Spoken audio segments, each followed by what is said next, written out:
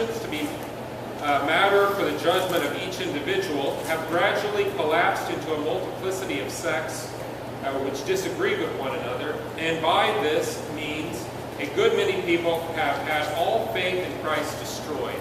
So this is looking at one of the contemporary issues in the 19th century, which is certainly a 21st century issue as well, a collapse of faith.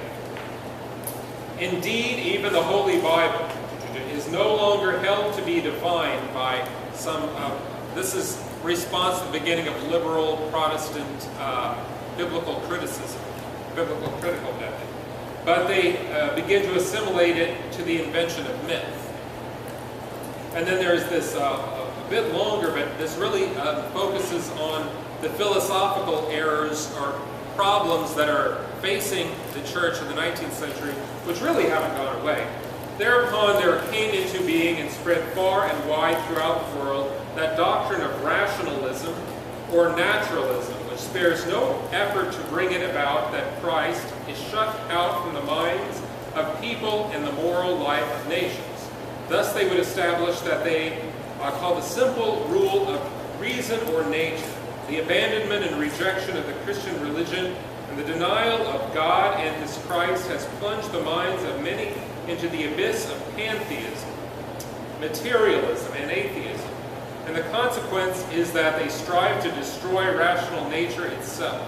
So this could be written today. To destroy any criterion of what is right and just, and to overthrow the very foundations of human society. So it's 140 years old, but very timely. And then at it has 4 chapters. So that's kind of the introduction, and then there are 4 chapters to it. The 4 chapters deal with God, the creator of all things, on revelation itself, on faith, and then issue of faith and reason. The one on God, the creator of all things, begins. So this is an example kind of from Trent, how there was the decree and then the canons following. Here, the decree itself. The Holy Catholic, Apostolic, and Roman Church believes and acknowledges that there is one true and living God, creator and Lord of heaven and earth, almighty, eternal, immeasurable, incomprehensible, infinite in will, understanding, and every perfection. Since He is one singular, complete, single, and unchangeable spiritual substance, He must be declared to be in reality and in essence distinct from the world. So that teaching of pantheism, this is the rejection of that. Supremely happy in Himself and from Himself, and inexpressibly loftier than anything besides Himself which exists either or can be imagined. And then it talks about the twofold order of spiritual beings and created beings, and at the end of which there are canons related to what it had said above. So if anyone denies that the one true God, creator and Lord of all things visible and invisible, let him be anathema. One must believe in God the Creator. If anyone is so bold as to assert that there exists nothing besides matter, so materialism, let them be anathema. If anyone says that the substance or essence of God and that of all things are one and the same, let them be anathema. And 4 and 5 are a bit longer. If anyone says that finite things, both corporal and spiritual, or at any rate spiritual, emanated from divine substance, or that the divine essence by the manifestation and evolution of itself becomes all things, or finally that God is a universal or indefinite being which by self-determination establishes the totality of all things distinct, let them be anathema. This in some sense is responding to Hegel. Hegel is a philosopher in the 19th century, and you have the thesis and the antithesis, and out of that there's the spirit is moving through history. This is kind of where Marx picks up from his writings, as the disciple of Hegel, and takes in a particular direction. And so some of these thoughts are attacked here, or attempt to be addressed here.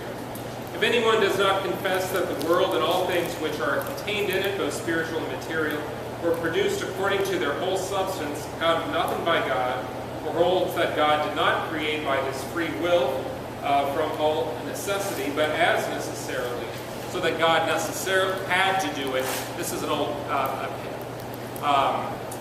Greek idea that there was a necessity for the created order, otherwise God couldn't be who he is, that he needs the created order to be who he is. And that's never been the Christian understanding. Let's see. If we just go to on Revelation, just looking at a couple of those points, the same Holy Mother Church holds and teaches that God, the source and end of all things, and this is a very important one, which continues to be very relevant, can be known with certainty from the consideration of created things by the natural power of human reason. So the existence of God is not ipso facto only because I have faith. One can know the existence of God from the natural order alone. It doesn't mean that you know that he's the Holy Trinity. You can't get that from natural. You can't get Christ as the Son of God from the natural order alone. But that there is a God